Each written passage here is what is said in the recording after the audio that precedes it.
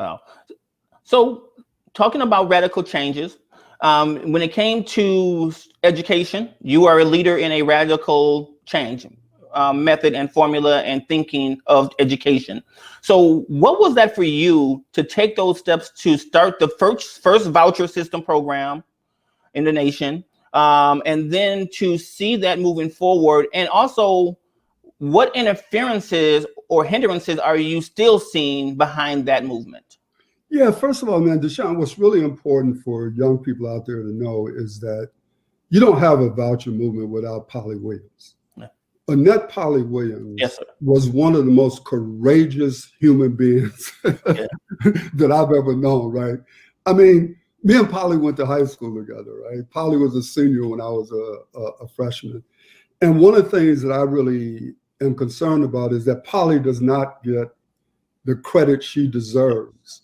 Because, man, if you think it's hard to talk about something like a voucher in 2020, go back to 1988.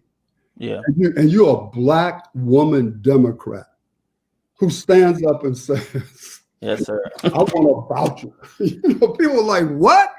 I mean, it was like, you want a what? And I mean, Polly, man, was just, everybody who knows Polly, like Polly was like courageous, right? And so I feel like, and like Katina Harwell's father, Larry Harwell, right? So I feel like those two individuals, man, don't get the credit that they deserve for creating the possibility of vouchers. But let me. I appreciate you mentioning that and making sure that they do get their just due. Thank you. Right. Yeah, because people like me, no. I was a part of it, right? The leadership of this initially came from Polly and from Larry and Michael Holt and people like that, right?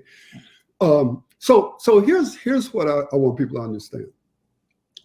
A dude wrote a book called Exit, Voice, and Loyalty, named Hirschman. Little bitty book, Deshaun, not. Okay. And he was against vouchers, but he made the argument for vouchers. Okay. He said that if you were in an organization and you have no power to exit, your voice is diminished. If you're in an entity and people know that you have the power to leave, and when you leave, you're going to take resources with you, then you have another level of power. Now, if you choose to stay, you will develop a different form of loyalty to that organization. What we have to understand, man, is that when we start talking about vouchers, we weren't coming at it from a free market standpoint. I had never read Capitalism and Freedom. I didn't know nothing about Milton Friedman. I had read David Walker's Appeal. And so I was sitting in my basement, me and a brother named Michael Smith, and we wrote a manifesto, man, initially calling for a separate school district. We was like, hey, man, if y'all not going to educate us, I mean, because we went to McMurrin's office, who was the superintendent, and said, look, man, y'all had this whole integration thing. We now got data that y'all been hiding that show that in every single school in the city, man, there's a gap in learning between Black people and white people. That only one high school in the city, or two at that time, did Black kids have a grade point average over a D, man. Wow. And we're like, wait, how can this be? You know what this man told us? Because we asked him, how come you didn't ever tell us this was happening, man? He told us, number one, that Black parents could not stand to know how bad their kids were doing. And number two, that it would give fodder to the racists who believe that Black children can't learn. That's what this man said to us. And he was the superintendent of the Milwaukee Public Schools, man. And I'm like, man, I'm sitting at the table with this dude, man. You want to smack this dude, man. And then, when the integration thing came down the pike, 30 years later, there's a panel where one of the architects, David Bennett, admits that the whole thing was set up for white people's benefit. So when Larry Harwell was talking about two-way or no way, and Hubert Canfield, and all of these people who were struggling, we were called racist. We were all, y'all don't know what you're talking about, blah, blah, blah, blah. Because we were saying, man, how is it that something that's supposed to be set up to benefit us is set up in a way that discriminates against us? How does that work? Right. So we came to vouchers through like a period of struggle, right? You're not educating the kids. The integration thing is not educating our kids. You won't let us create our own school district so we can try to educate our own kids. So then logically, it was like, give us a way out of here. Right. Give us a way to create our own schools. And it was never a free market argument. It was a social justice argument, right? That justice demands the right of self-determination. Yeah. This is about the self-determination of a people, man. And so that's how we came to vouchers. It wasn't, like we got to set up a free market system. It wasn't that at all. Okay. But what happens is when you propose something where there's a shift in who controls the money. Yeah. Let's be clear. This is about who controls the flow and distribution of the money, man. Yeah. And then people say, oh, no, Howard, you trying to destroy public education. I'm saying, man, first of all, you don't know what you're talking about, because public education is an idea. The Milwaukee public school system is one delivery system for public education, right? And since the delivery systems wasn't created by God, hell, you could change it. Yeah. You could make a difference. There's a number of ways that you can deliver on the promise of public education. But what they try to convince you, just like with the police, this is the only way that this can be done. Any other way, you're against the public. No, what we're against is thousands and thousands of our children not being able to read, write, think, analyze, and compute. Yeah. Coming into a world, not a city or a state or a nation, but a world that puts a premium on knowledge.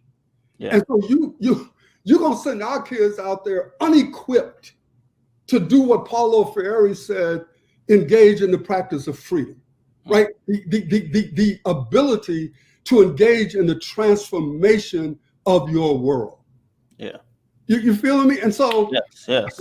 So I don't apologize, man, for trying to fight to give people power, to have people be able to gain greater control over their destiny, right? Because Deshaun, this is how I see it, man. Like when we came out of slavery, we were liberated, but we were not free. Yeah. And so what Black people understood was, or felt, the road to freedom for us is an education. And at that point in time, man, a lot of the poor white people, they was like, oh no, we don't need an education because the rich white people are gonna take care of us. Black people like, no, man, we need an education, right? But we didn't have the capacity at that time to create the institutions we need. So two groups of white people descended on us, the missionaries and the industrialists. And each one of them had their own view about what kind of education we needed. And so what people didn't see and still don't see today is that we wanted help, but we didn't want to be controlled because we have our own minds. We have some idea about what we need in order for our lives to be better. Yeah. And if you are trying to be liberated, or if you're trying to realize freedom, but you're not central to defining how to get to that freedom, how does that work? If somebody else is constantly defining for you, this is the road you have to take to freedom. And the people who telling you that are the people who've been oppressing you. Yeah. The people who got their knee on your neck is the one who defines for you what you need in order to be free. Yeah. Telling you how to breathe while their foot is on your neck. Come on, man. You ain't said nothing but a bunch of powerful words, sir. I mean, how can that not be clear, Deshaun? Yeah. How can you not be clear about that, man? And that's the confusing part for me, is that there seems to be so many that still aren't clear about that. And but one of the things Malcolm said, man, was that the worst thing they did was to teach us to hate ourselves. Yeah. There's nothing worse than a Black people hating Negro, man. Yeah. You know what I mean? Who you know what I'm saying? They hate themselves. They don't want to admit it, so they displace that hatred Yes. onto us or our children. So you got a teacher telling a kid, my check gonna come whether you learn or not. Yes. You know, I got mine, you got to get yours. What kind of message is that sending to our young people, man? And only a person who hates Black people would say that to our children. Mm. And you got Black people, like you said, who are saying that to our children. Of course. Because they hate themselves. Yeah. Of course. That's something that we are constantly battling. I've worked within the school systems in various capacities as outside contract work and nonprofit programming, and I see it all the time. And then you wonder why our children are having a hard time focusing, learning, and understanding, because they're learning from someone that they can see doesn't love them or care for them. Right. Right. You know, there's no empathy and understanding of who they are. So you're trying to teach me, but I'm not going to hear you. I'm not listening to you because it's not genuine. Right. Because the first thing in the learning process, as you know, is the relationship. Yes. It's all about the relationship, man. It's like I told them when they decided to name the school after me, man. I was like, look, man, if y'all put my name up on this building and this ain't a place that loves kids, you know, I'm going to come back and haunt y'all, man. You know, because that's the first requirement, man. I want every child that walks through those. It doesn't mean on a given day stuff ain't going to be messed up. Right. People going to disagree. You know, I'm not saying that. But what I'm saying is I want all of our children to feel like they're loved. And sometimes when you love them, you still going to have horrible days with them, right? Yeah. Because what we got to do